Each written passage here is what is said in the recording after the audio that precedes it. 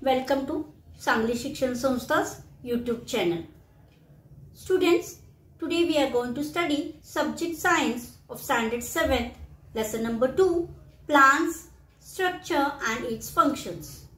In the last video, we have studied Lesson number 1, The Living World, the Diversity in Plants and Animals.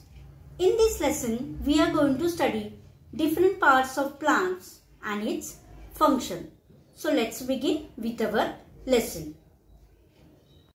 Chapter 2, Plants, Structure and Function. To begin with, let's reflect on these two questions. First, what helps us to easily identify the parts of the plants around us? Second, which are the various parts of the plants?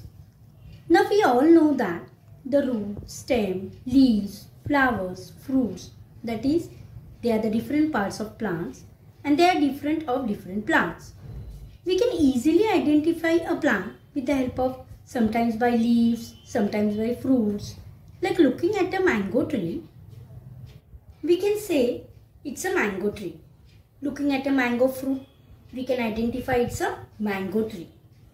So if it is a banyan tree, we can look at its leaves, roots, the roots that are coming out, or the aerial roots. So by looking at a plant, we can easily distinguish that. We can find the characteristics or the features and identify the plants. What kind of plant it is. Most of the plants we can identify. There are many types of plants. So all the plants we cannot identify, but most of the plants we can identify.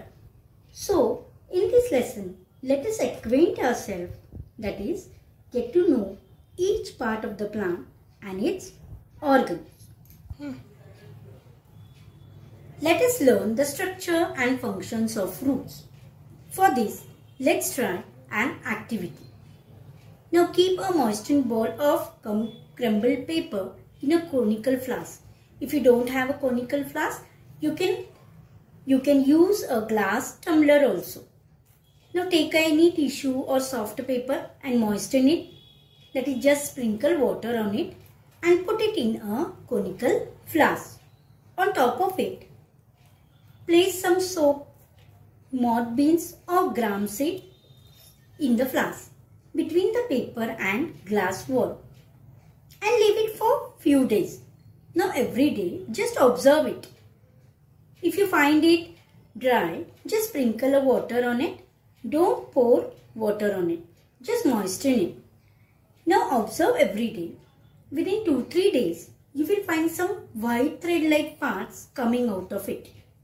So let's study what are these plants. If you plant these seeds, you will find that the part that grows from inside the seed towards the soil is called the radicle, and the part that grows above the soil is called the plumule. The root that forms from radicle grows into the ground. This part is thick near ground and gradually tapers to the pointed end. That is, becomes thinner and thinner, and it will grow deep into soil. So this part of plant growing below the soil, it will support to the plant. That is the root. That is, radicle form a root of a plant. Observe the figure alongside carefully. Roots of some plants produce secondary roots. That is, they will be roots coming out of main root. That is primary root. The radicle that goes into the ground is called the primary root.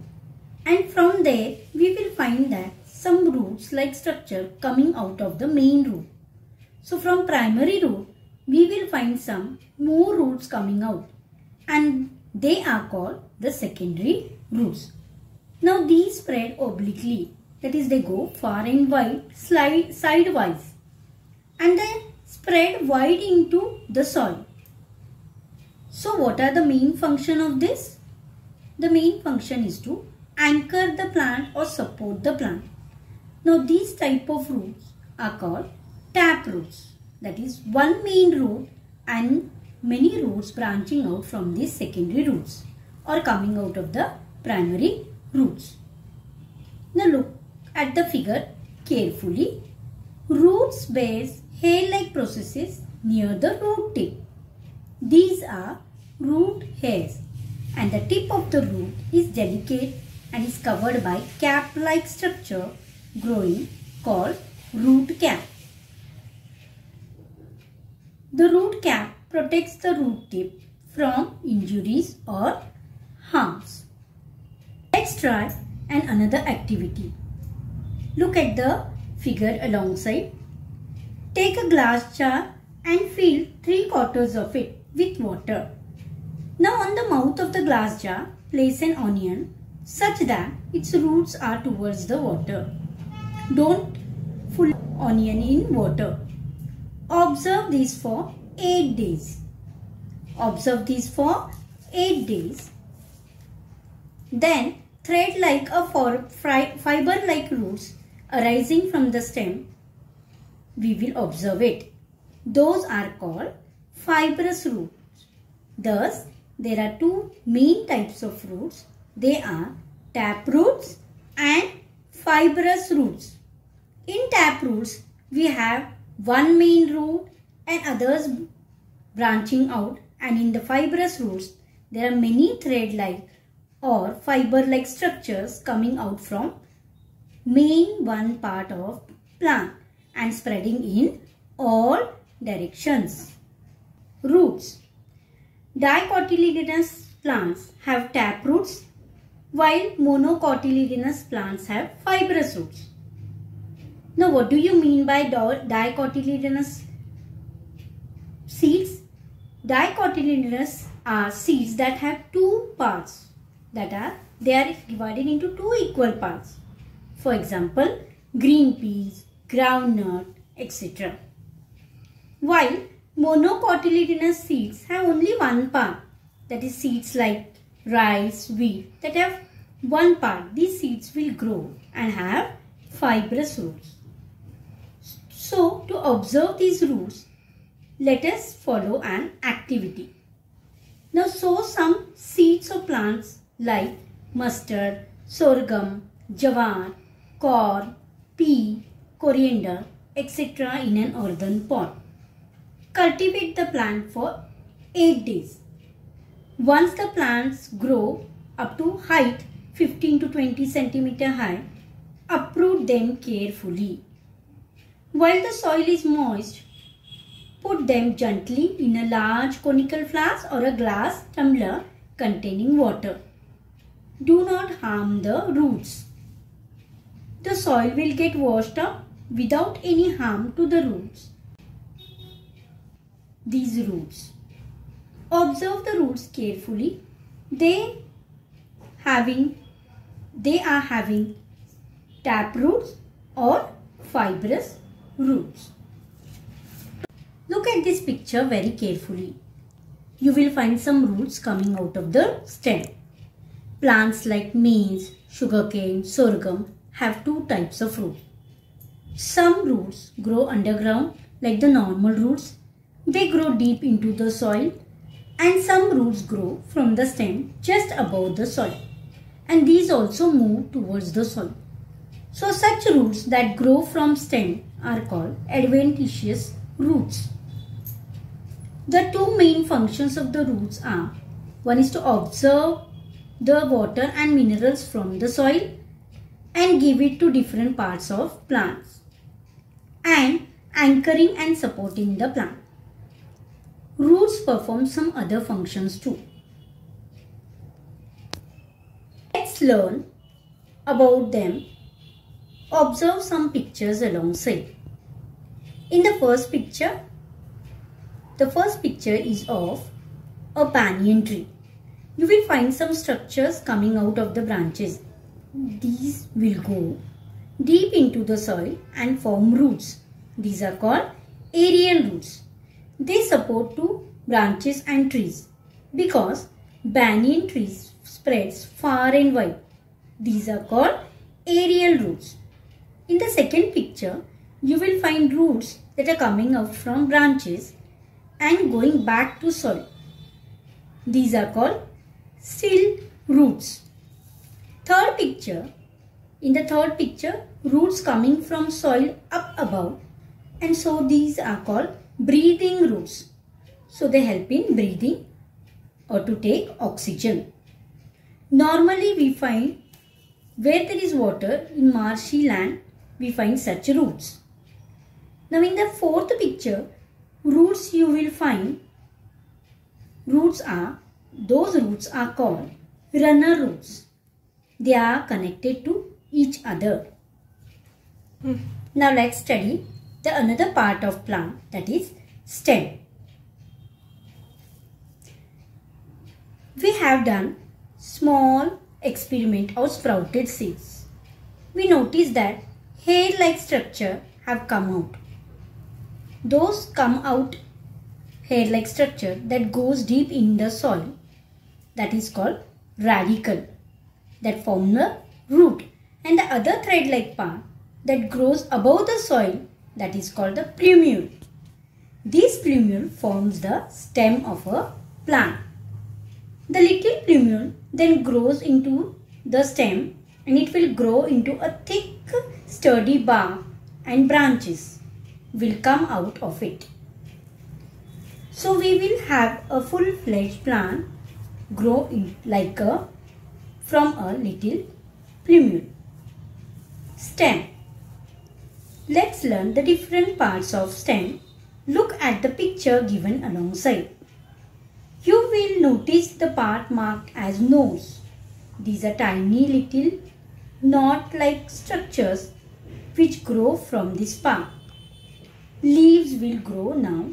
These nodes will grow at a little distance from each other. And the space between two nodes is called as internode. As we have the top portion, that is the tip or the apical end of the stem, which is called a bud, which further grows a plant bigger and bigger. Learn about a leaf of a plant. Now leaf grows from the node of a stem. Now we have learned about a node when we learned about the parts of the stem. So leaves grow from the nodes of a stem. Most of leaves are generally thin, flat and green in color. The broad spread out part of the leaf is called the leaf blade or lamina, and its edge is called the leaf margin. We find leaves in different shape. Some of the margin of the leaf are being entire, complete. Look at the second picture. You will find the tiny dents. So they are called dentades. And the third type are called as lobed. These are three types of leaves shown in the picture. Picture alongside and follow my explanation. The tip of the leaf is called the leaf apex. It may be tapering, pointed or rounded. Leaves of some plants have a tiny stalk. That part is called a petiole. And some of the plants do not have a petiole. They grow from a part of a stem. The portion of a leaf attached to the stem is called the leaf base. That is where it gets attached to stem. That part is called leaf base. And small leaf-like structure may be present near the leaf base. These are called stipules. And apart from these parts, we find veins and mid-veins and small veins branching out from these veins. Different types of leaves. Let's learn. Leaves of some plants have a single undivided leaf plate and a single midrib as shown in picture.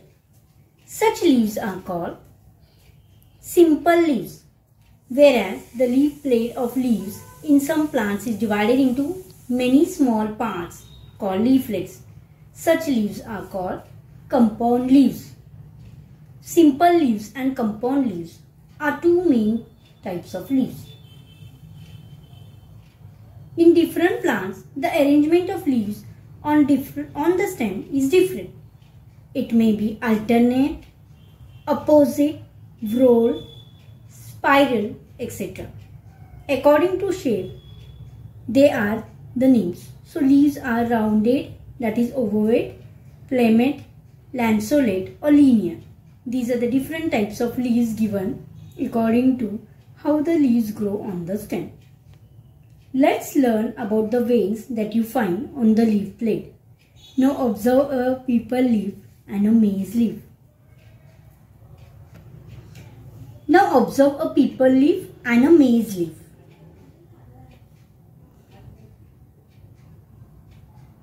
The peepal leaf is divided into two equal parts of a single mid vein which lies along the midline of the leaf blade. Then you will find the secondary veins arise from the mid veins. They spread out and form a network of veins that are formed, which are called as reticulum. Whereas in the maize leaves, all the veins are parallel, running from leaf base to leaf apex. The maize leaf blade has parallel venation. Now the next part of plant is flower. To know more about a plant, let's take a shoe flower, that is a hibiscus flower, and observe it very carefully. Now if we separate its all parts, you will notice that flower may have a long or a short stalk called pedicel. That is, the little green color part that grows from a stem is called a pedicel. One end of the pedicel is attached to the stem and the other end of pedicel is expanded and swollen. It is called the receptacle. Now petals and other parts of the flower are the support on the receptacle, that is all the other parts of the plant grow from this part. Now calyx, corolla, androecium, gynoecium are different parts of a flower. Let's study in detail. Calyx. In the bud condition, the petals are covered by leaf-like petals called sepals, which are green in color. They form the calyx. Corolla. This is made up of colorful parts called petals. Now observe the color, shape and smell of the corolla of various flowers like the rose, hibiscus, mogra, conner, etc. We notice that different plants have different flowers, smell, color, and they give fragrance. The next part is androecium. This is the male reproductive part of a flower. It consists of stamens. Stamens is made up of anther and filament. The other part is called gynoecium. This is the female reproductive part of a flower. This is made up of carpel. The carpel consists of stigma, style and ovary. Take a vertical section of a hibiscus flower. With the help of sharp blade, cut it very carefully. By cutting the flower vertically from stigma to pedicel, both sections of the flower will be seen to have the same structure.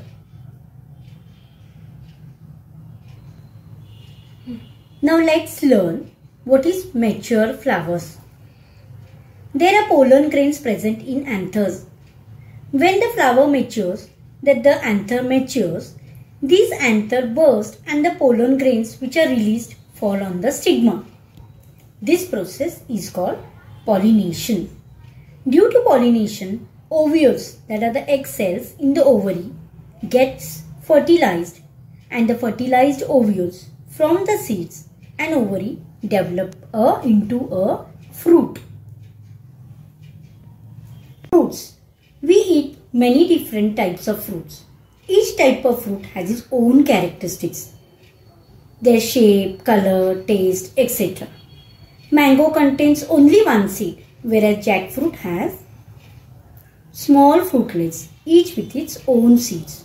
Observe different kinds of fruits and note down observation in your notebooks. So observe fruits like pear, mango, chiku, apples, etc. What do you observe? Each fruit has different skin or shell, seeds, etc. In case of fruits like cashew, its seed is outside the fruit. Note all the different things you observe and compare with your friend's answer. Now try this activity. Sow the seeds of pea, wheat, rice, jawar, groundnut for 3 to 4 days or 3 to 4. Press the seeds with your fingers and observe them. Which seeds gets divided into 2 equal parts, which do not. Seeds which are divided into 2 equal parts are called dicotyledonous seeds. Example: wheat, pea, groundnut. Seeds which do not divide into equal parts are called monocotyledonous seeds. Example: rice. They have single part. I hope students you enjoy this lesson. Complete your exercise given in your textbook. Do like, share and subscribe our channel. Thank you for joining Sangli Shikshan Sanstha YouTube channel. Friends, today we have studied variety of plants, structure and function of various parts of plants. I hope, dear students, you have understood the lesson and you will solve all the exercise given in your textbook.